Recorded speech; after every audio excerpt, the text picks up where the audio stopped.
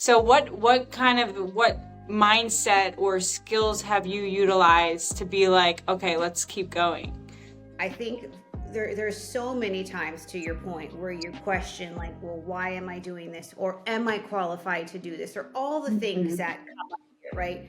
But I think through the years, the one thing that I can say I've done right consistently is I've trained myself to think and view the world differently. As a woman, if we harness that superpower that we can multitask, that we can juggle a lot, that we can be a good friend, a good this, a good that, right? And we harness that into the focus of what we want, it can be that superpower. But Yeah. just being with ourselves, sometimes it can be a little lonelier for sure, because not everyone wants that. Welcome back to another episode of Simple Chat. Today we have a very special guest with us, Trixy Castro. Trixy, do you want to introduce yourself to our audience? Yes, thank you for having me. First of all, it's an honor to be here. My name is Trixy Castro, and the best way I can describe myself is a serial entrepreneur that loves to invest in people and in companies that they are building. Love that. And you started Genesis Capital, I know, and you were, just like me years ago doing your private lending company. And how did you like get started in this space? So, interesting story. So, I was actually a little teller at Wells Fargo, and I think I had just turned 18 years old while I was putting myself through school, and I really was the world's worst teller, to be quite honest, which is a Which is is an accomplishment in and of itself. They hit only like three buttons, like deposit, withdrawal, and like cash or something. Anyway, I was horrible because I would really talk to all of the depositors, and I wanted to understand how and where is their money coming from, right? So I identified that it was three groups at the time. It was the tech groups, the gamblers, and the real estate groups. So I was like, all right, well, here are my options. Tech, I'm still figuring out, right? I'd still be on my BlackBerry if I could. Gambling, wasn't trying to go to jail for counting cards. So real estate it was. And I say that in jest, but I really analyzed it that way and really thought, like, okay, these groups are out there at the courthouse steps with wads of cashier's checks. They're hiring kids like me at the time in school to go and be the runners, if you will, and to yeah. buy these homes, right? And so, like, there has to be a better way. Like, here's a tech person I was talking to, right? We have to find a way to, really scale these businesses and put something together that's institutional, right? With the amounts of monies that can go through, that's systematic, utilizing tech, and like, let's find a way to really be that debt partner. And that's truly where it came from. And then I would just insert myself and ask them, hey, can I come with you to the courthouse steps? Can I come to your office? Can I show you how leverage works, right? And Yeah. so, and that's really what spawned that. And at the same time, So you I were kind of struggled. almost gifted with that like open-mindedness of like wanting to be a student, wanting to learn, because I don't think everyone has that of that like curiosity.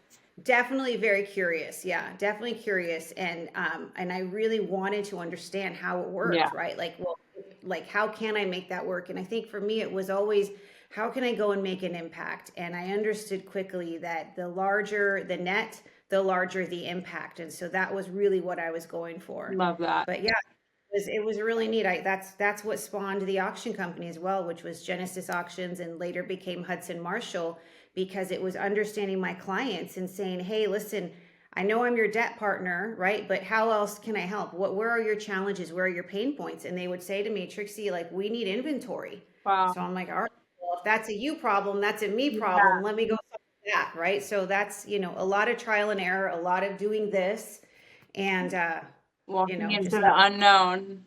yeah, Love it. exactly. I mean, I recently saw a video of yours too on your Instagram. It was about like kind of just going to Wall Street and like raising that capital because for me, I'm at that standstill, of like I'm I was an originator at a different firm before mine. So like I'm a heavy like I like origination, I like sales, I like growing that side, but like how do I keep up with raising the capital?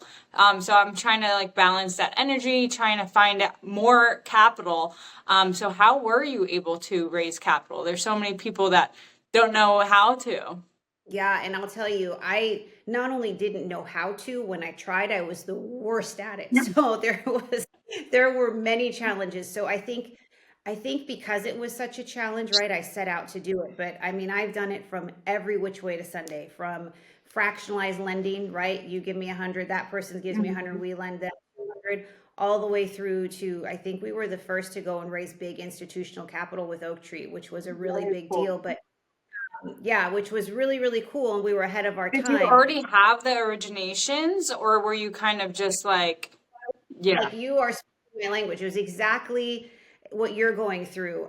It was the originations were there, but how do you backfill? How yeah, do you have all of the capital to be able to deploy it? And I don't want to let my clients down. So I was in your shoes and I understand entirely. And it's the balance, right? Because hmm you're doing everything. You're doing originating, you're overseeing the processing, the underwriting, hmm all of it, it's all you. And, at the end of the day, raising the money takes time. It yeah. takes but there are so many strategies now and so many ways to go about it. So I mean, I would love to walk you through just kind of what I see, that had I known then what I know now, I may have looked at the world a little bit differently, Wow. right? I might have been able to avoid a few bumps and bruises Yeah. that, love to share with others like yourself. Very cool. Love that. And just being an entrepreneur and in this space, you already had successful exits and now you're back at it again. Like, what keeps you motivated? Like, and I know you want to make a big impact, but there are moments I'm sure that you face that are kind of like, why am I doing you have these moments of like, wow, this is tough. Like, so what mindset or skills have you utilized to be like, okay, let's keep going? I think there's so many times, to your point, where you question like, well, why am I doing this, or am I qualified to do this, or all the things Mhm. that come up here, right? But I think through the years, the one thing that I can say I've done right consistently is I've trained myself to think and view the world differently. I've really been able to sit down and say, okay, that's just noise. Is it real? Is it a real concern? Is it a real fear, right? Am I afraid of walking across this freeway? Yes, that is a real Yeah. concern, right? But a lot of times it's just noise, and it's noise coming from the outside, or it's noise that I've, pre-made tapes that are going on and on that you're just used to thinking. And I think for me, what's helped the most is remembering my why, remembering why I'm doing this, remembering that there's a bigger picture, right? And that what I'm going through isn't exclusive just to me. It might feel Mhm. that way, It right? does At that feel that moment, way.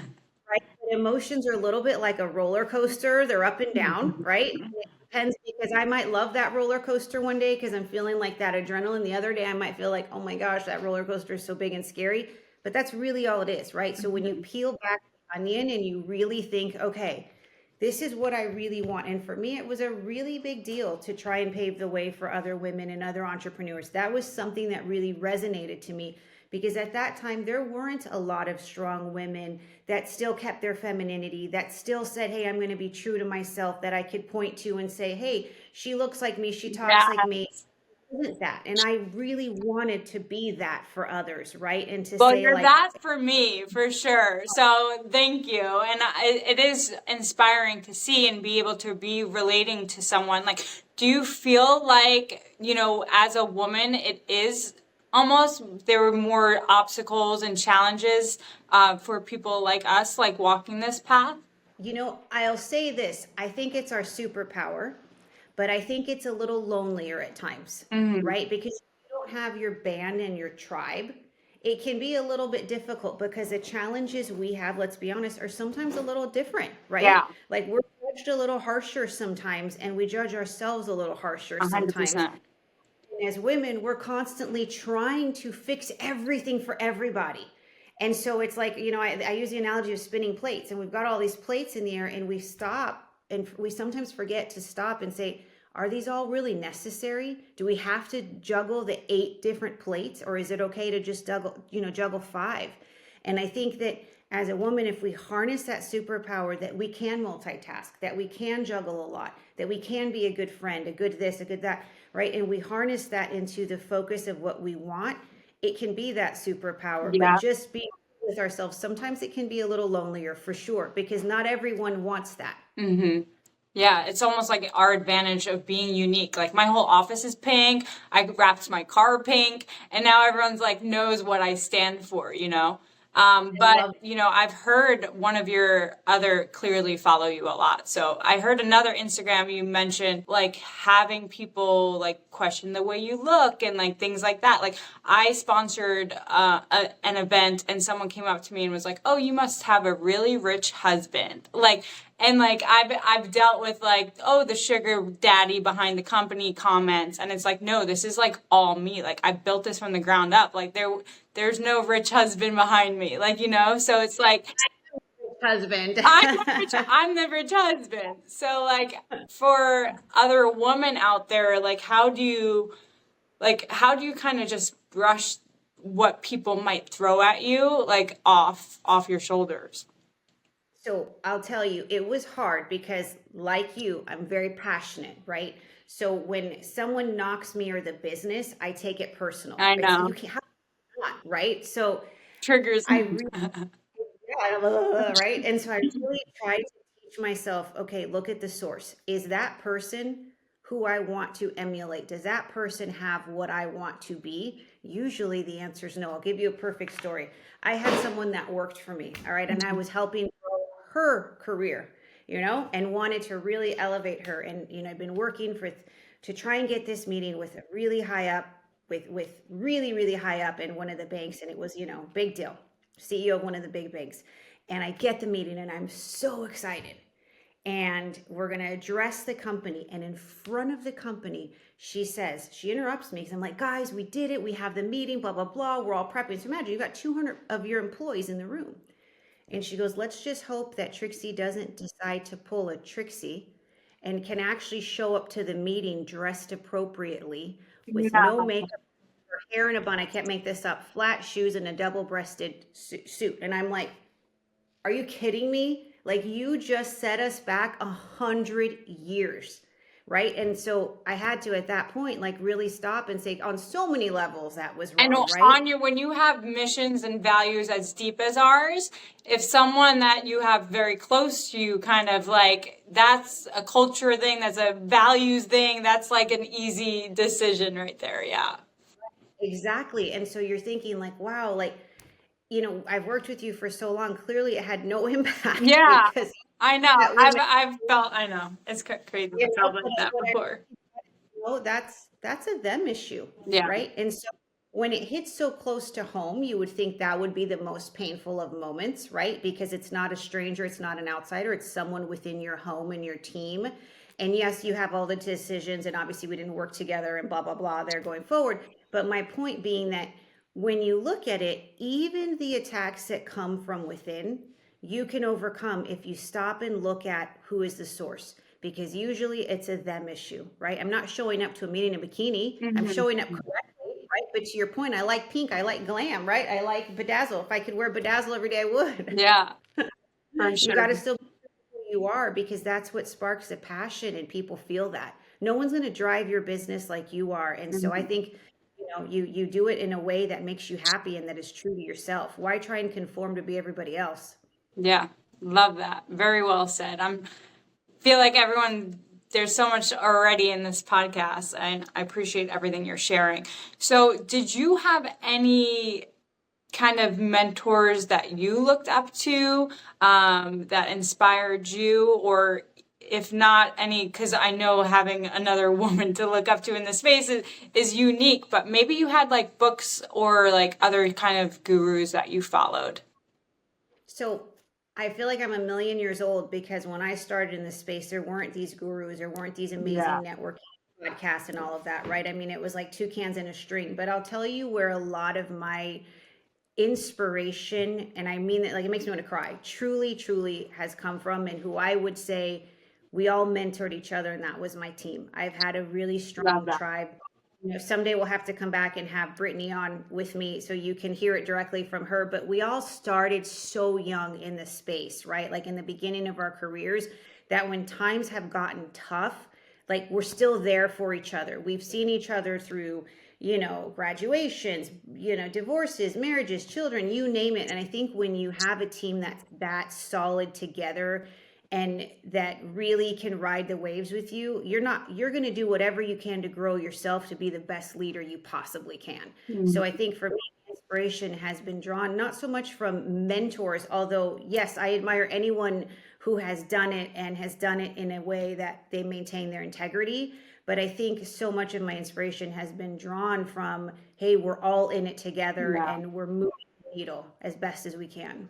Very cool. Very cool. So earlier in this episode, you mentioned that you're pretty much just do what are you doing now that you've already done everything, right? You've grown and scaled the company, you've had a successful exit. Are you sitting on boards? Are you mentoring, doing coaching? Like what is the day-to-day like for you now? I thought I would slow down, and that's like never going to happen, right? I have my own companies. I've put 5 or 6 of my own companies. Think of anything real estate related, right? All the way Yeah. around. So I'm Very involved cool. in one aspect of that or another. I can't help myself. And then when I was on my non-competes, because I sold both companies Mm. within 9 months of each other, which is a whole nother podcast. Wow. I know. So, and to 2 big behemoths, one to Fidelity National Title and one to Goldman Sachs. So it wasn't like, yeah, it wasn't like, this little walk in the park. These were big groups. But when I was on my non-competes, I started investing into other entrepreneurs. And that's been one of the most fulfilling things because now I get to Sure. help them realize their dreams. Yeah. And so I'm doing a lot of that, a lot of my businesses. I've sit on some boards, definitely on some stuff like that as well, but just busy, just life is busy. It's I'm crazy. sure. Have, little kids now, so it looks a little different. Cool. Yeah. I mean, you're living exactly, it's great. I'm so grateful that you've taken the time to be on my podcast. You are someone that's walking the path that I want to be on. Like, in my perfect life, I've, sold a company and then been able to invest in entrepreneurs just because I've had someone invest in me and get behind me and believe in me before I even fully believed in myself. And that is the greatest gift I've ever had. So if I can do that for others and to see you doing it and saying how fulfilling it is truly amazing. And I really hope that people have resonated with this podcast and can share it with anyone that's an entrepreneur and can take notes from this. Is there a way people can reach out and ask questions and connect with you if they had more info? Yeah, absolutely. Just on Instagram, it's Trixy Castro, and I have a website, same, keep it easy, just trixycastro.com. So just keep it easy. Feel free to reach out and, happy to help in any way that I can. Perfect. Thank you, Trixie. Appreciate it. So I appreciate it.